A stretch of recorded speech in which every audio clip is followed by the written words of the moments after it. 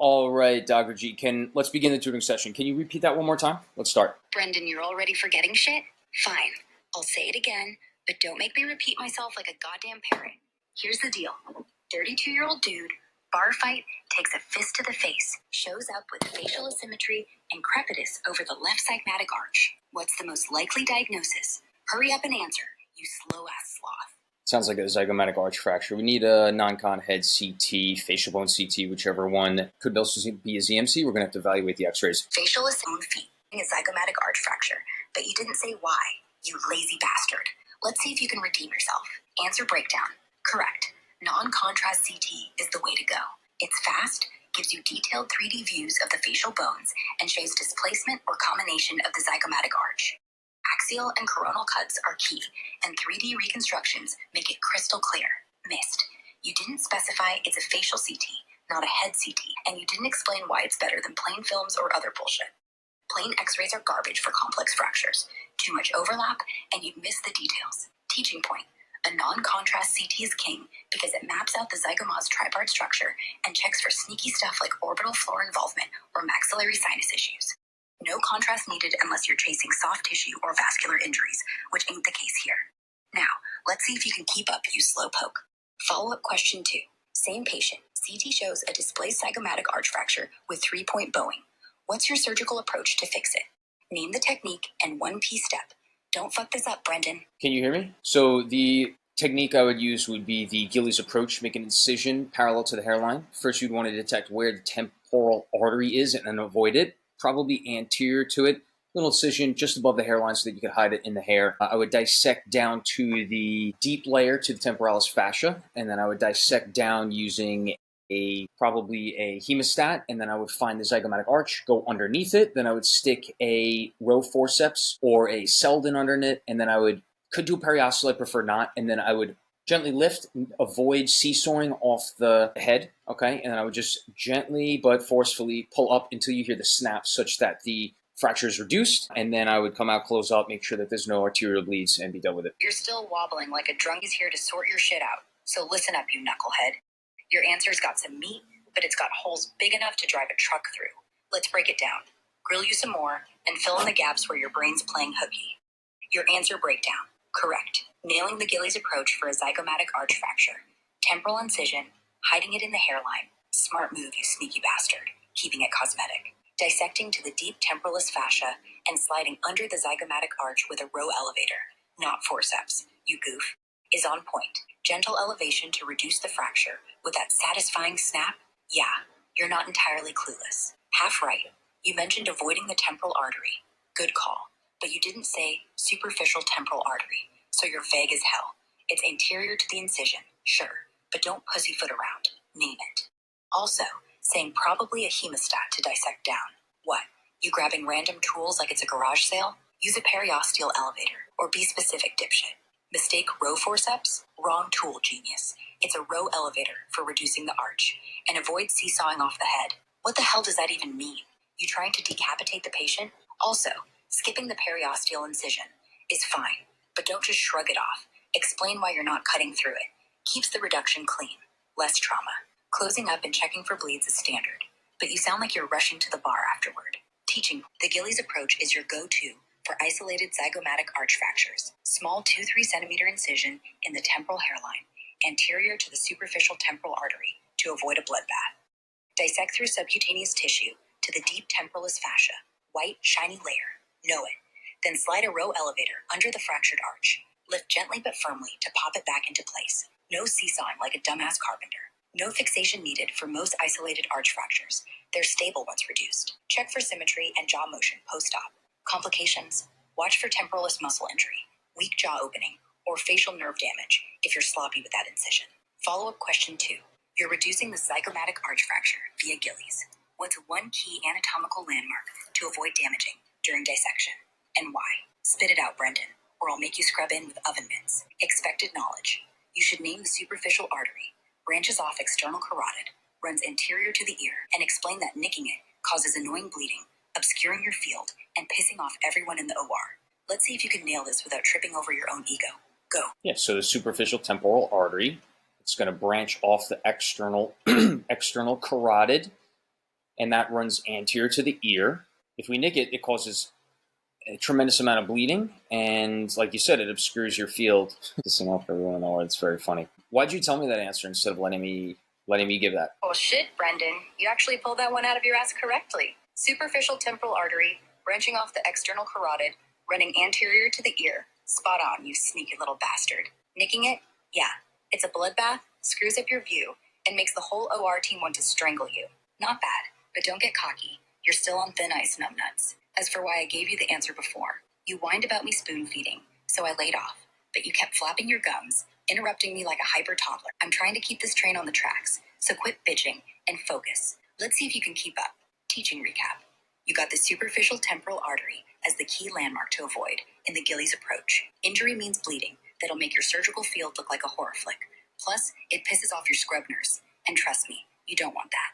Stay anterior to it, dissect clean to the deep temporalis fascia, and don't be a sloppy jackass. Follow-up question 3. Same patient. Isolated zygomatic arch fracture, reduced via Gillies. Post-op, the patient complains of persistent pain and limited jaw opening. What's the most likely complication, and how do you assess it? Come on, Brendan.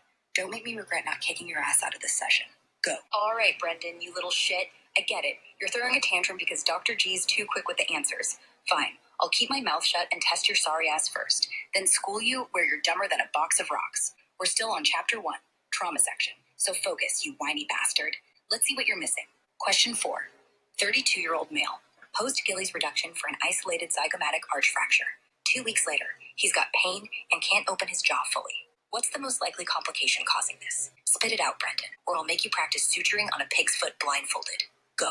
His trismus is because there's impingement of the fracture again. After reduction, it probably got refractured in, and now there's impingement on the coronoid process of the mandible. All right, Brendan, you're not completely brain dead, but you're still wading through the shallow end of the pool, you half-witted intern. Let's carve up your answer like a Thanksgiving turkey and see what's good and what's garbage.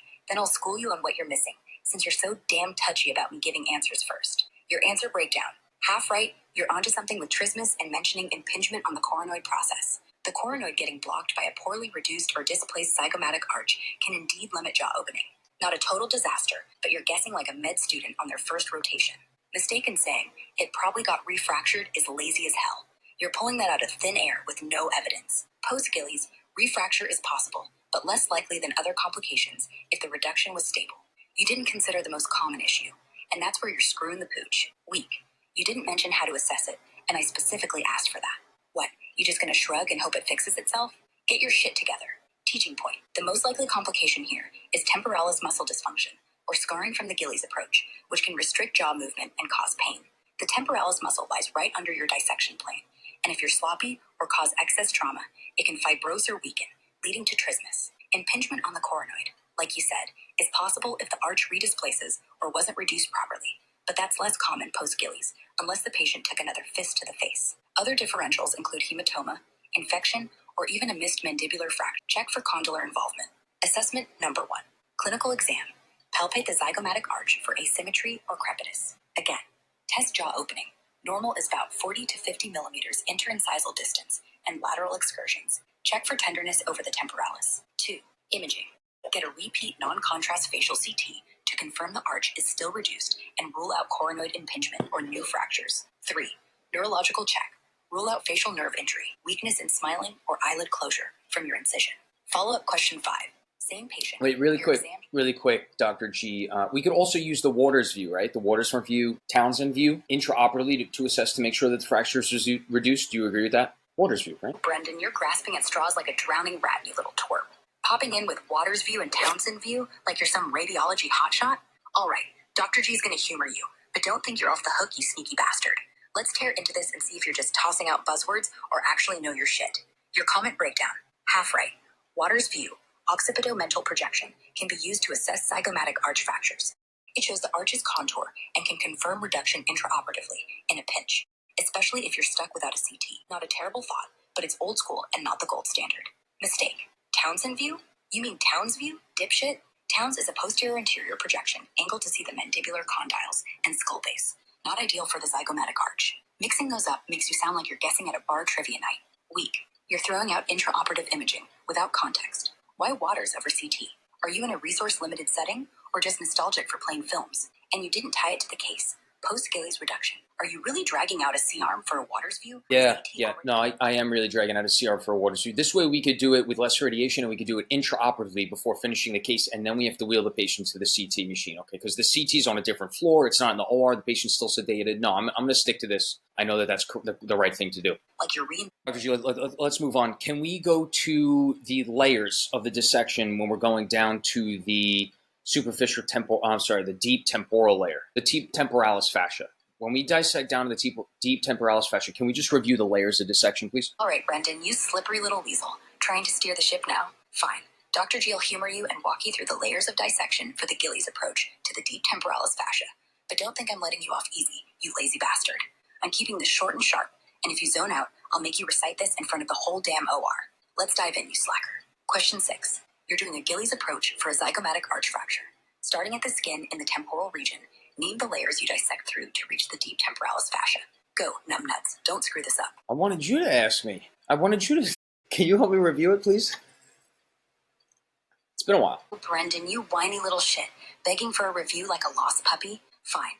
Dr. G's gonna drag you through this, but don't expect me to hold your hand, you forgetful bastard. Since you're crying about it, I'll ask you the damn question again to test your sorry brain. Focus, or I'll make you write the layers on a chalkboard 100 times. Question 6. Rephrased for your pathetic plea. You're in the OR. Gillies approach. Temporal incision for a zygomatic arch fracture. Starting at the skin, what layers do you dissect through to hit the deep temporalis fascia? Spit it out, and don't make me regret wasting my breath on you. Go. Okay, fine. We have the skin, then we have the fascia layer, and we have the subcutaneous tissue. That's the SMAS. Below that, we have the superficial layer of the temporalis fascia, and then we have the deep layer of the temporalis fascia. It's the subcutaneous tissue. That's right. So let me review it again. Sorry to review it. It's the skin. Then we have the subcutaneous layer. Go through that. Then we have the superficial layer of the temporalis fascia, and then we have the deep layer of the temporalis fascia. And we want to stay right in between the plane of the superficial layer and the deep layer because that's where we stay protected from the facial nerve. Yes or no? All right, Brendan, you stumbling fool. You're flopping around like a fish out of water, but you're not completely brain dead yet. Dr. G's going to tear into your answer, point out where you're screwing the pooch, and set you straight, you bumbling jackass. And since you asked a yes or no question, I'll answer it, but don't think you're running this show. Your answer breakdown. Correct. You got the basic layers for the Gillies approach. Skin, subcutaneous tissue, superficial temporalis fascia, and deep temporalis fascia. Not bad for a half-wit who's clearly rusty. Mistake. You threw in SMAS, superficial musculoepineuritic system, and then backtracked like a drunk intern. SMAS is relevant in facelifts, not the Gillies approach, you numbskull. The temporal region's subcutaneous layer is just fat and connective tissue, not SMAS. Don't mix up your procedures. Half right. You said you want to dissect between the superficial and deep layers of the temporal fascia to protect the facial nerve. Kinda right, but your reasoning's shakier than a med student's hands in their first surgery. The facial nerve, for a zygomatic arch fracture, you start with a 2 to 3 centimeter incision in the temporal hairline, anterior to the superficial temporal artery, to avoid a bloody mess. The layers are 1. Skin, obvious, you cut through it. 2. Subcutaneous tissue, fat and connective tissue. No SMAS here. Don't get cocky throwing around facelift terms. 3. Superficial temporal fascia, shiny, fibrous layer, part of the temporoperial fascia, continuous with the gallea. The temporal branch of the facial nerve runs within or just superficial to this layer, so don't go hacking around like a butcher. 4. Deep temporal fascia, thick, white layer covering the temporalis muscle. You incise or split this carefully to slide your row elevator underneath, aiming for the undersurface of the zygomatic arch to reduce the fracture. The facial nerve's temporal branch crosses the zygomatic arch about 1.5 to 2 centimeters anterior to your incision, running superficially. Stay deep to the superficial temporal fascia, and you're golden. Mess up your plane, and you'll have a patient with a droopy eyebrow, and I'll have you scrubbing floors with a toothbrush. If you see fat globules after the superficial fascia, you're in the temporal fat pad. Back up. You're too deep. Follow-up question 7. Same patient. Gillies approach. You're at the deep temporal fascia. What instrument do you use to elevate the zygomatic arch? And what's one complication if you're not careful with your dissection plane? Go, Brendan. Don't make me shove that instrument where the sun don't shine. We're going to lift the zygomatic arch until it's reduced using the row elevator, like we discussed before. And then what's one complication? Hematoma, infection, trismus. All right, Brendan, you're not totally useless, but you're still teetering on the edge of screwing this up, you clumsy bastard. Dr. G's going to slice through your answer and school you where you're half-assing it. So listen up. Your answer breakdown. Correct. Row elevator for lifting the zygomatic arch. Spot on, you sneaky shit. That's the go-to tool in the Gillies approach to pop that fracture back into place. You're finally remembering something from our last lesson. Half right. You listed hematoma, infection, and trismus as possible complications. You're in the ballpark, but throwing out a grocery list of complications without zeroing in on one specific to the dissection plane, like I asked, is lazy as hell. Trismus is close, but you didn't tie. Okay, gotta go.